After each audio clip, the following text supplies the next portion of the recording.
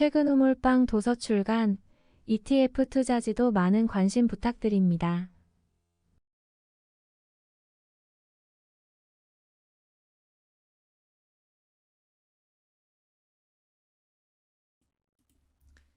안녕하세요. 퇴근은 몰빵입니다. 오늘은 먼저 최근 시장의 동향을 좀 살펴보고 한국 증시가 글로벌리 아주 꼴등 수준의 연초지수 상승률을 기록을 하고 있는 가운데 왜 이렇게 부진한 모습을 보이는지 한번 이유를 살펴보는 시간을 가지려고 합니다.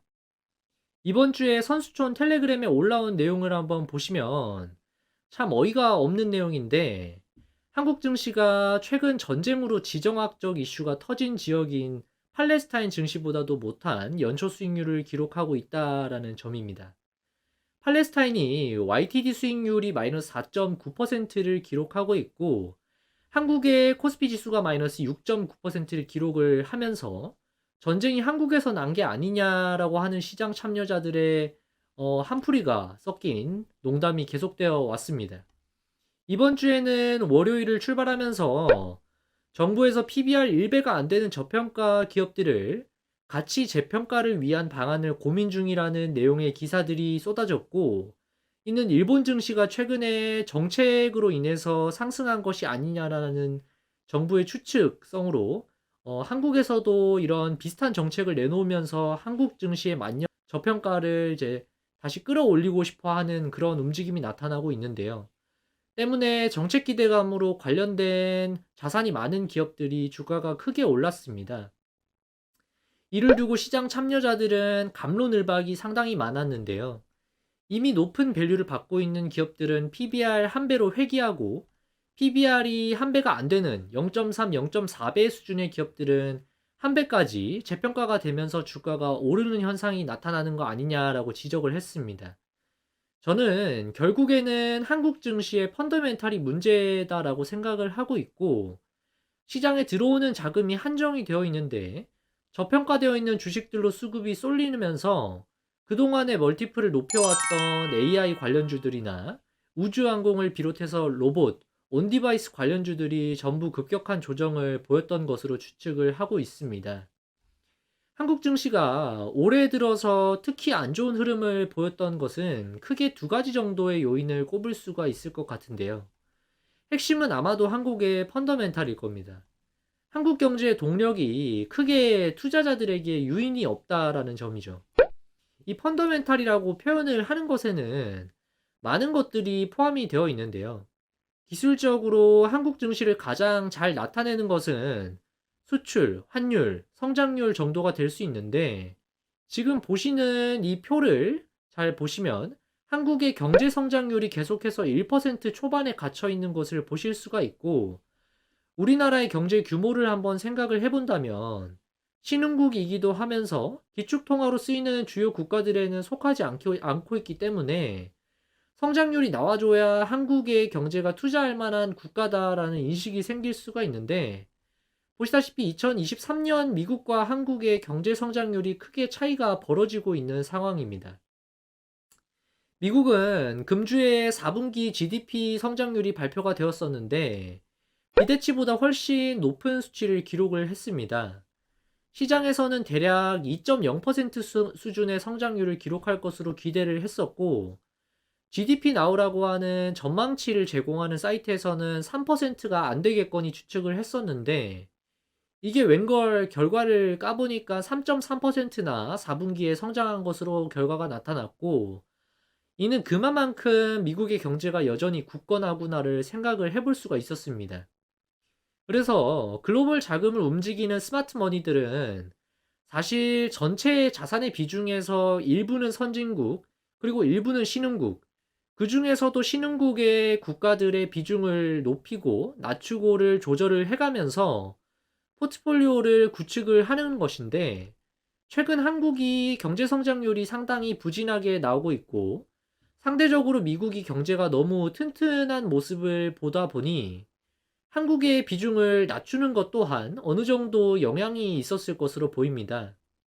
게다가 지리적으로 보더라도 아시아 시장의 비중 내에서는 한국보다는 일본이 최근 증시가 좋았었는데 일본이 상대적으로 더 매력도가 높아 보이기 때문에 스마트 머니들이 아시아에서 비중을 가져간다면 한국보다는 오히려 일본에 베팅하는 수요가 더 많아지는 것으로 볼 수가 있겠습니다. 이 표를 보시면 작년 하반기에는 거의 비슷하게 움직이다가 올해 들어서는 완전히 방향 자체가 일본 지수는 위로, 한국 지수는 아래로 빠지는 악어입처럼 벌어지는 그런 그림이 되어버렸습니다.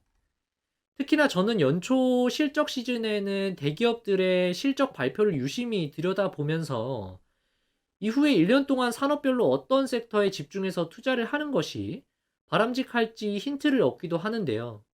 최근에 발표된 기업들의 실적치를 한번 살펴보면서 앞으로 1년 동안은 어떤 섹터에 집중해서 투자하는 것이 유망할지에 대해서도 이야기를 해보려고 합니다. 첫 번째로는 반도체 기업들의 실적을 살펴볼 텐데, 삼성전자의 경우에는 먼저 어닝 쇼크를 발표를 했습니다. 4분기 매출은 67조, 영업이익은 2.8조 원 수준을 기록을 했고, 시장의 기대치를 하회한 수준으로 발표가 되었습니다. 영업이익이 시장 컨센서스 기준으로는 4조 원 수준이었으니까 기대치에 비하면 많이 못 미친 수준인 것으로 보이는데요. 주요 품목인 메모리 반도체 사업부에서도 ASP 판매 단가가 기대한 만큼 못 올라와 줬기 때문인데, 이 부분은 뒤에서 SK 하이닉스 실적을 설명을 할 때 어느 정도 이해가 되실 것으로 생각을 합니다. 그래서 SK 하이닉스의 경우에는 삼성전자와 반대로 어닝 서프라이즈가 나왔죠. 그 이유는 다들 뉴스로 접해 보셔서 잘 아실 테지만, 최근에 글로벌리 SK 하이닉스의 HBM 선호도가 높아지면서 메모리 쪽에서 수요 반등이 더 빨리 나타나고 있기 때문입니다. 실적 테이블을 보시면 이번에 영업이익이 대략 1000억 내지는 2000억 정도가 시장의 컨센서스였는데, 이보다 훨씬 높은 수준으로 3400억 정도가 나왔습니다. 이익률을 기준으로 보시면 3% 수준으로 아주 미미한 수준인 것처럼 보이지만, 반도체는 제가 책에서도 강조를 드렸던 부분인데 전형적인 시크리컬 산업이기 때문에 시장의 업황이 턴어라운드를 하느냐에 주목을 하고 있었습니다. 보시다시피 이익률이 지난 23년도에 3Q까지만 하더라도 마이너스 20%까지 기록을 하다가 4분기에 들어서면서 흑자 전환에 성공을 한 셈입니다. 주요 반도체 메모리 업체들의 주가 추이를 한번 비교를 해보면, 미국에 상장된 마이크론 같은 경우에는 단순 수익률로 비교하기에는 환율의 영향도 조금 있겠지만, 작년 중반기부터 주가 비교를 해보시면 하이닉스가 가장 퍼포먼스가 좋고 상대적으로 삼성전자가 많이 부진한 모습을 보실 수가 있습니다. 이후에는 앞서서 말씀을 드린 것처럼 HBM 분야에서는 하이닉스에서 가장 공격적으로 캐파를 늘리고 있는 상황이고, 엔비디아로부터 레퍼런스가 좋기 때문인데요. 이런 부분이 이제 삼성전자에서도 HBM에 대한 캐파를 늘리고 있어서 어느 정도 캐파를 늘리는 그림에 맞춰서 삼성전자와 SK 하이닉스가 주가 키 맞추기를 하는 차원에서는 앞으로는 삼성전자의 상승률이 추가적으로 더 나타날 수 있겠다라는 생각도 듭니다. 영업이익률을 보시면 물론 마이크론의 실적은 12월까지는 반영하고 있지 않기 때문에 감안을 어느 정도 하셔서 보셔야겠지만, 하이닉스가 가장 분기 흑자 전환을 먼저 보이고 있어서 메모리 업체 중에서는 탑픽으로 꼽을 만한 모습이 나타나고 있습니다. 반도체 섹터에서 지금 턴어라운드의 핵심이 되는 포인트는 미국 오픈 AI가 불러온 AI 시대 개막에 따른 반도체 칩의 고도화와 고성능 반도체에 대한 수요 증가인데요. SK 하이닉스는 HBM과 DDR5 분야를 적극적으로 투자하고 끌어올리고 있기 때문에 계속해서 반도체 내에서는 탑픽 기업으로 많이 꼽히고 있는 상황입니다.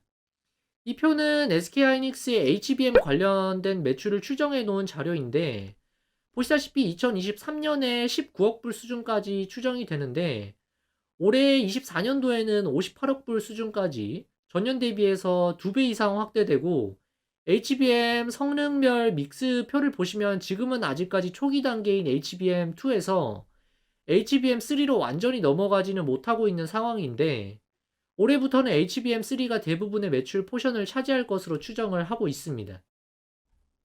SK 하이닉스 같은 경우에는 PBR 기준으로 본다면 2012년 이후에 역사적으로 좋은 밸류를 받고 있는 구간으로 보이는데, 이런 추세가 상당 기간 지속될 가능성이 높다고 보고 있습니다. 지금 현재 PBR 2배 가까운 수준까지 올라와 있는데, 적어도 HBM 분야에서 선두적인 입지를 뺏기지 않는다면 계속해서 이런 구간을 유지할 수 있을 것으로 기대를 하고 있습니다. 그래서 이런 점을 미루어 본다면 반도체 섹터에서는 AI 시대에 경쟁이 붙을수록 글로벌 빅테크 기업들이 SK 하이닉스의 고성능 제품을 더 필요로 할 테니까, SK 하이닉스 체인에 장비를 공급하는 후공정 장비 업체나 부품주들을 눈여겨 보시면 올해 그 기업들의 실적이 더 늘어날 수 있을 것으로 보입니다. 아래 댓글로 이메일 주소나 카톡 아이디를 달아주시면 SK 하이닉스 체인에서 제가 관심 있게 보고 있는 부품 장비 업체들 리스트를 따로 한번 정리를 해서 보내드려 보겠습니다. 다음은 국내 수출의 한 축을 맡고 있는 자동차 분야입니다.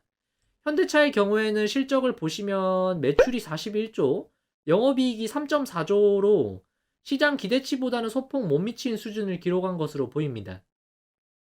영업이익 컨센서스가 3.8조 원 수준이었으니까요. 현대차의 경우에는 간혹 오해를 하시는 분들이 계신데, 현대차가 연간 판매하는 자동차 대수가 대략 400만 대쯤 되는데, 그 중에서 하이브리드 차까지 포함해서 EV가 연간 80만 대가 채 안 되니까 사실상은 전체 판매 대수에서 20% 수준이 안 되는 비중을 차지하고 있기 때문에 순수 전기차 사업만 가지고 바라보기에는 다소 어려운 부분이 있습니다. 이번 실적 발표 자료를 보시면 영업이익의 변동이 어떤 요인에 따라서 나타났는지를 각 부분별로 기여를 표시를 해뒀는데요. 보시다시피 현대차의 주요 무대라고 할 수 있는 미국의 경우에는 신차 판매 가격은 떨어지지 않고 있는데 중고차 가격 지수를 보면 많이 내려와 있는 상황입니다. 그래서 상대적으로 중고차가 메리트가 좀 더 생긴 것이 아닌가라는 생각이 들기도 하고요. 또 이 차트를 보시면 미국에서 주요 자동차 브랜드들이 판매를 독려하기 위해서 인센티브를 지급하는 수준이 얼마나 올라오고 있는지를 나타내 주고 있는데, 과거 판매가 호황을 누렸었던 2022년 중반기와 비교를 한번 해보시면 인센티브가 많이 올라와 있는 상황이고, 현대차도 꽤 높은 수준까지 인센티브가 올라와 있다라는 것은 판매가 과거 대비 부진해서 인센티브를 더 주면서까지 판매를 독려하고 있다라고 해석을 할 수가 있습니다. 아무래도 미국의 경우에는 경기 침체가 올해 나타난다라고 생각을 하면 신차 판매량이 기대보다 부진할 수도 있을 것으로 보이고, 생각보다 경기 침체가 약하게 와서 미국 경기가 튼튼하게 버텨준다면 판매량이 나쁘지는 않을 수도 있겠다라는 생각이 듭니다. 다만 신차를 구매할 때는 오토론을 많이 써서 대출을 끼기 때문에 금리가 여전히 높은 채로 빠지지 않고 유지를 한다면 이 부분 또한 판매량을 저해하는 요인으로 작용할 수도 있겠죠. 대형주들은 특히나 여러 가지 글로벌 상황들을 참고를 해야 되고, 이런 부분들을 대충 파악하고 투자하기에는 무지성 투자에 가까울 수도 있겠다 생각이 듭니다. 개인적으로는 구독자 여러분들이 많이 공부를 하시고 투자에 신중히 임하시는 것을 추천을 드립니다. 다음으로는 2차전지 섹터의 대형주죠. LG 에너지 솔루션입니다. 2차전지는 아시다시피 전방 수요 부진으로 계속해서 시장에서 잡음이 많고 해서 주가가 하락세를 쉽게 돌리지는 못하고 있는데, 엔드 유저로 볼 수 있는 LG 에너지 솔루션의 컨콜 내용을 보시면 대략적인 파악이 가능하실 겁니다. 엔솔에서 보고 있는 핵심 지역인 북미의 전기차 수요 둔화는 2024년이 가장 심하게 나타나서 성장률이 전년 50%를 기록했던 수준에서 2024년인 올해는 30% 수준까지 성장률이 떨어질 것으로 보고, 내년 2025년부터는 성장률이 회복 국면으로 나타날 것으로 기대를 하고 있는 상황입니다. 회사에서 제시한 실적 테이블을 보시면 23년의 경우에는 IRA 텍스 크레딧을 제외한다고 가정을 하면 4분기는 영업이익이 880억 수준으로 영업이익률이 1% 수준밖에 되지 않습니다. 이 부분은 리튬 가격이 급격하게 하락한 부분과 수요가 일시적으로 줄어든 부분을 반영하고 있는 것으로 보이고, 보시다시피 배터리의 원재료가 되는 가장 중요한 물질인 리튬의 경우에 22년 말을 피크치고 계속해서 떨어져 왔습니다. 지금은 어느 정도 돌아서기 위해서 바닥을 다지고 있는 구간인 것으로 보이는데, LG 에너지 솔루션의 실적 자료만 보시더라도 적어도 지금은 업황 자체가 부진하고 내년 이후부터는 개선세가 나타날 수 있겠구나라고 생각을 해볼 수가 있는 부분입니다. 개인적으로는 그래서 올 한 해가 생각보다 더 어려운 장세가 될 수도 있겠다 생각을 하고 있고, 시장의 변동성에 휘둘리지 않으려고 저 또한 마음을 다잡고 있는 상황입니다. 특히 지수 변동성에 휘둘려서 지수가 급락할 때 손실을 확정 지어버리는 실수를 여러 번 반복하게 될 경우에 계좌가 녹아버릴 수도 있겠다라고 생각을 하고 있고요. 가급적이면 적어도 1년은 보고 가져갈 만한 섹터와 주식들을 선별을 하셔서 엉덩이 무겁게 가격이 빠지면 수량을 더 확보하겠다라는 전략으로 미국 금리가 첫 인하가 나오는 시점이 될 수도 있는, 늦어도 5월 내지는 6월까지는 기업들을 투자하면서 끌고 가보자라는 전략을 쓰려고 생각하고 있습니다. 구독자 여러분들도 하루하루 변동성에 너무 휘둘리지 마시고, 가급적이면 매매하는 빈도는 줄이시고 추격 매수를 하기보다는 처음에 얼마만큼을 사겠다라고 결정을 하셨으면 단계적으로 3번 내지는 5번에 걸쳐서 매입을 하겠다 생각을 하시고, 가격이 빠지는 구간이 오면 조금씩 추가 매수를 하는 방식으로 전략을 잘 한번 세워보시기를 추천을 드립니다. 오늘 제가 준비한 영상은 여기까지입니다. 제 영상이 도움이 되셨다면 구독과 좋아요 부탁드리고 알림 설정까지 해두시면 다음 영상도 놓치지 않고 받아보실 수 있습니다.